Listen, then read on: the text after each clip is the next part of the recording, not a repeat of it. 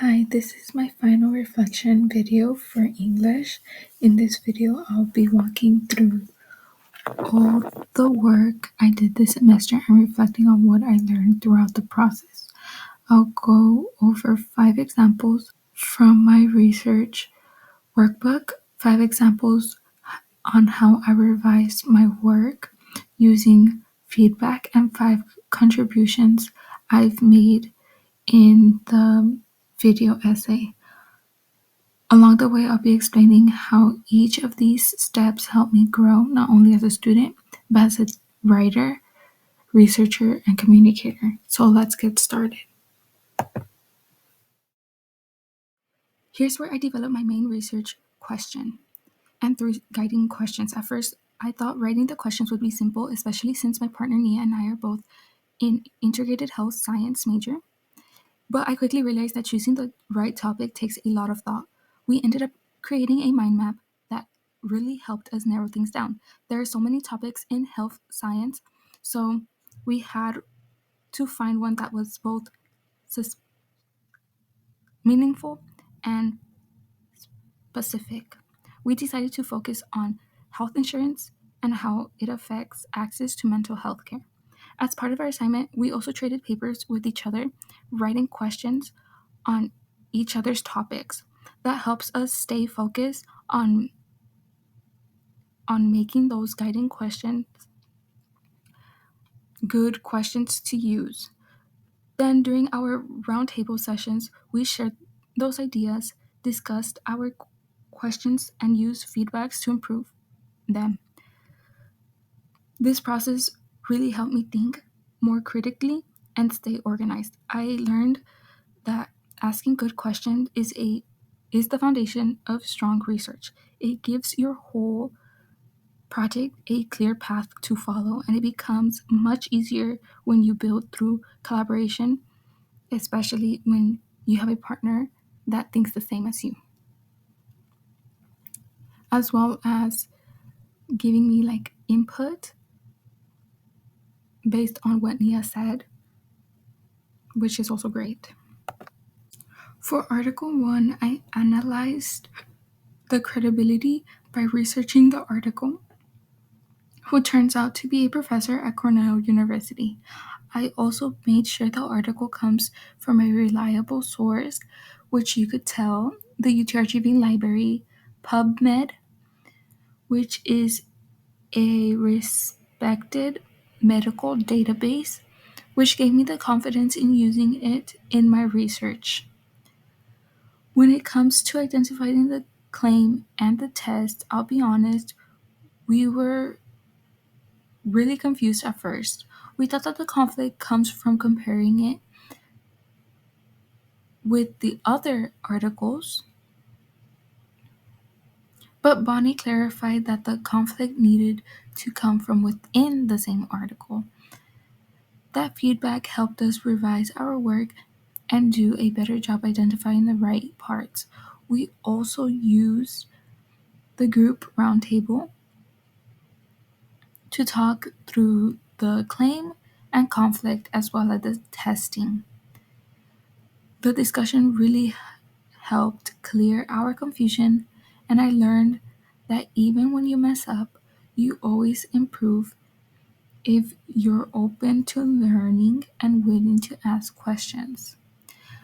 Now, the claim, I got it from the article. That's the only thing that we didn't have an issue on, as well as the credibility, since we were just Googling stuff. And it helped everything come together, as well as using the 3 guided questions and answering them based on the article. Now, moving on to Article 2. Now, with Article 2, I used the same steps. I checked the author's background and found out that they were from Yale. The article comes from the JAMS Network, a peer-reviewed source. Again, we struggled with the conflict session, but this time I used what we learned from Bonnie and our round table to get it right. One thing I really found interesting was learning about the test and how it can be based on personal experiences, not just research studies. That opened my mind to the different ways evidence can show up in a project. This helped me think more deeply about how people relate to research in real life, and as well, again, the claim and the credibility. The credibility was done by Google search as well as digging deep into what JAM's network was. The claim comes from the straight from the article, as you could tell. Now I'm going to be talking about the interview. Okay, so the left side we talk about in the interview. So our original plan of the interview was someone from the UTRGV staff, but that didn't work out. So I interviewed my friend Avery, who is a college student. I created questions about health insurance and mental health, and I sent them to her by email. The process of writing those questions made me think about what kind of answer should help support my research. Avery's response were thoughtful and real, and her experience helped me connect the fact in my secondary research to the emotional and personal side of the topic. The interview gave my research more depth, which was great. Now for the right side, we did a discourse analysis. For the discourse analysis, I focused on the tone and language Avery used during her interview. She talked about feeling overwhelmed seeing her parents pay out of pocket or seeing her family members struggle because the health insurance didn't cover it all for their mental health, which is like if they wanted to get a therapist. Those words stood out to me because not only did I realize that some people have it tough, and it showed me how to read between the lines and understand people's emotion as part of the data that helped me write with more empathy and awareness. These research examples helped me grow so much. I learned how to ask meaningful questions, check for credibility in the sources, listen carefully to feedback, and connect research to real people. Most importantly, I learned that research isn't just about gathering facts, it's about understanding problems, thinking critically, and learning from the voices of others. Okay, now let's move on to revision and feedback.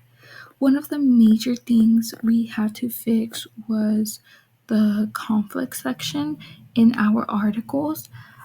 I did Article 1 and Article 2.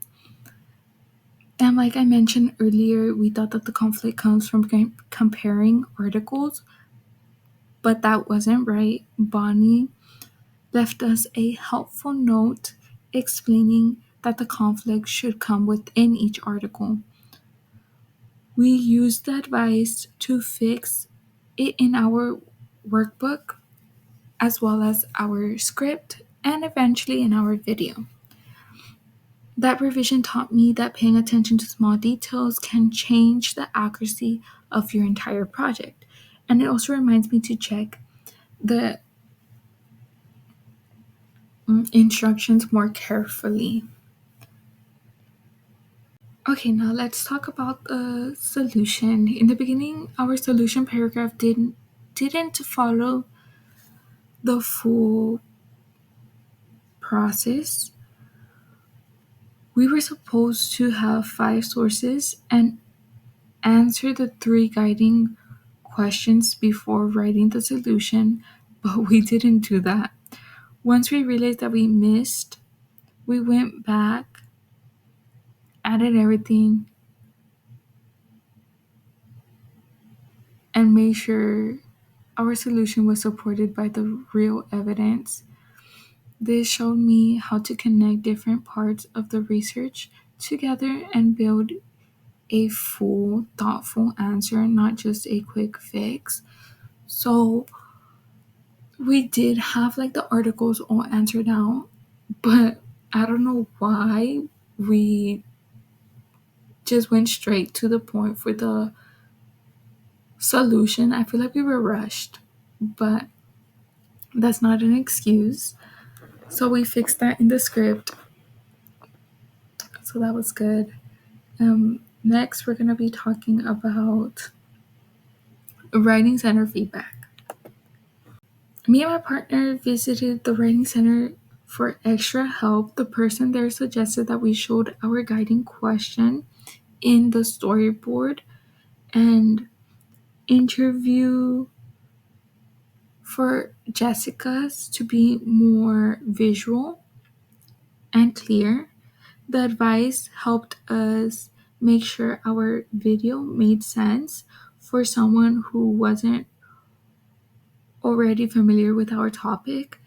I learned that it is important to look at your work through someone else's eyes, especially your art audience, which was college students, as well as for the script, which I'm going to show you in a bit.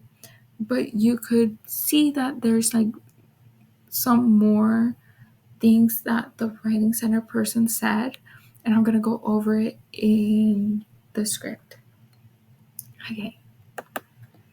We also had to make the script more detailed. At first, we assumed that people would understand what we meant, but the feedback from the writing center helped us realize we need to explain more.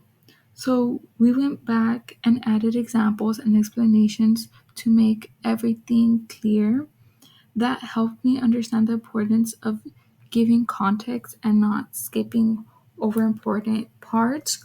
We also added a format to it, which was really helpful so you could see everything more clearly, more structured, which was very nice as well.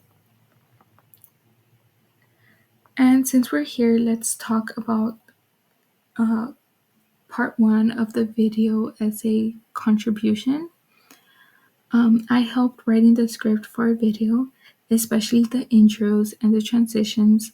I wanted the tone to be both serious and kind of like funny since it is college students and I'm trying to grasp their attention, which was really hard since it is a very serious topic. I also made sure I used humor, like I said, where I could, but I made sure it's still respectful for the topic. So it was just in the beginning and in the end. This taught me how to write for an audience and balance emotions with facts.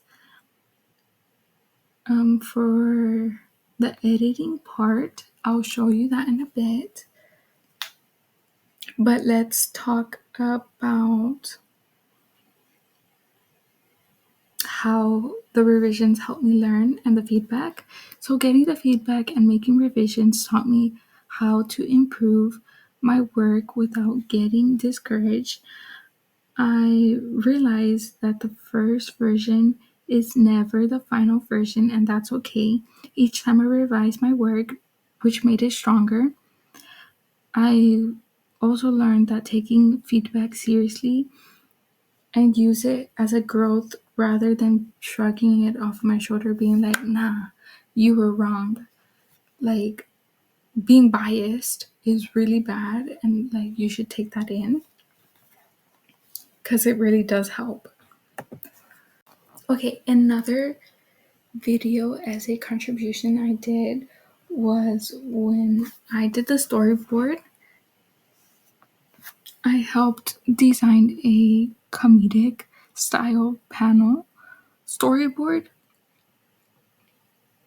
that showed Article 1, Article 2, the intro, and everything like that, which were frustrating to do, especially since I didn't really know what to do. You get me? But reading the articles kind of helped me picture things out. And to convey that to the viewers was also hard to do because, again, you're trying to combine the script and the articles in there to really convey your message. But I think it was good. It reminded me that writing and visuals can work together to make a message stronger, though, which is a good thing. Also, I'll add the voiceover and transition as well, but we did work together, Nia and I. I helped with basically writing, organizing, editing, making sure everything flows well. And I would constantly tell Nia to give me feedback or any ideas on things, and then she would help change it up a little bit. I also gave feedback to Nia as well, and I listened to her ideas. They taught me how to work well with others and respect our difference in understanding something or doing the script differently. So it was very nice. This project helped me grow the most. I learned how to turn research into something creative and meaningful. I learned how to communicate with visuals, how to revise with a team, and how to make my voice heard in partner work.